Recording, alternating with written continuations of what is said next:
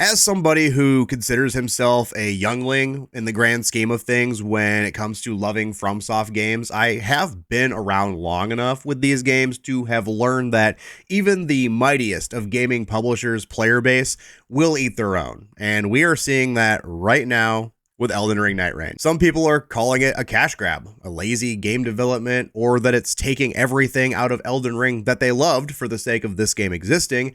And honestly, guys, you might be right. But there are still people who played the network test or got early access to some capacity, myself being one of them. And I am forewarning you that if you didn't like this game or it doesn't interest you at all, don't watch this video because I loved it for what it was, and I'm going to be touching on a few things that I want to see implemented in the final game to make it better. Now, I played 3 out of the 5 network tests, so about 9 hours in total, one of which I was able to make it to the final boss and defeat it. There were times where I was an absolute unit and had high tier weapons, and there were times where I was struggling to level and find good gear to the point to where I was not sure if I was going to be useful to my team or not, and I had fun in both scenarios and everything in between. And the reason I'm prefacing with all of this is because I think it's important to understand the perspective I'm about to share, because I loved Elden Ring. I had beaten the game 3 times on PC. I got all of the achievements on Steam, and I'm about to start a fresh run on PS5 so I can get the platinum for it as well. That's how much I enjoyed Elden Ring.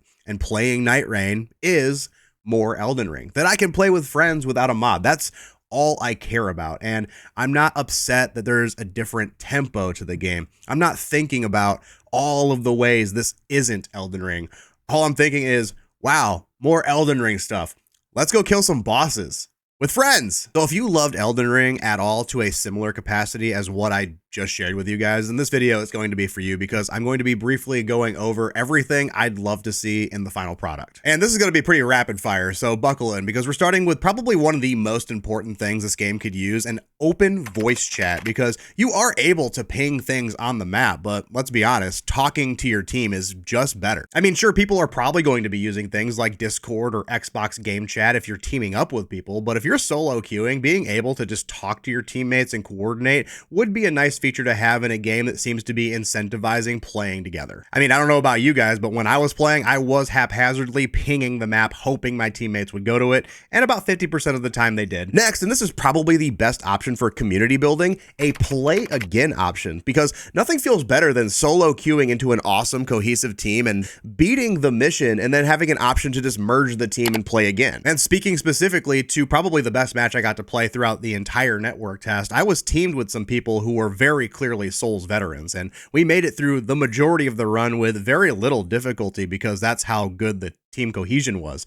And the one thing I was hoping for after playing with people that were so bad for so long and finally getting matched up with people that were good was, man, I'd like to team with these guys again, but without having voice comms or a play again button, there was really no way to find these people again. So a play again button could make this game a whole lot better. And in a similar light, a drop in or invite back option for people who lag out, lose connection, or otherwise disconnect from the match. That way you're not halfway through a run and have to quit or continue with a man down. Or at the very least, have the difficulty scale so that way winning is still viable for the 2 people remaining and they don't have to feel like they wasted a run. Now, I'm not saying 2 people can't win, but having the odds stacked against you like that never feels good. Now, another thing that would be awesome to see added to Elden Ring Nightreign would be something like a leaderboard to keep people grinding towards something and add a layer of competition.